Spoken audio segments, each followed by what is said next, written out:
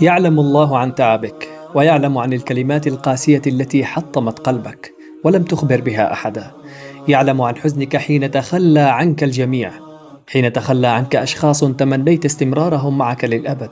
ويعلم عن تنهيدات خذلانك من أشخاص ظننت أنهم سند لك. ويعلم عن أحلامك التي تحطمت فجأة بلا سبب واضح.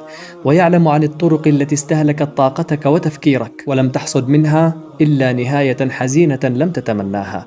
ويعلم عن محاولاتك المستمرة لتكون لطيفا مع الناس بينما أنت لا تريد مغادرة غرفتك. ويعلم عن ثباتك وقوتك أمامهم بينما قلبك ينهار ويتحطم في الخفاء. يعلم عن المواقف التي حطمتك وهزمتك، ويعلم عن مجهودك لتتظاهر بأنك على ما يرام. ويعلم عن نواياك وصدق أفعالك حتى لو خانتك الكلمات واتهموك بظنون سيئة ليست فيك.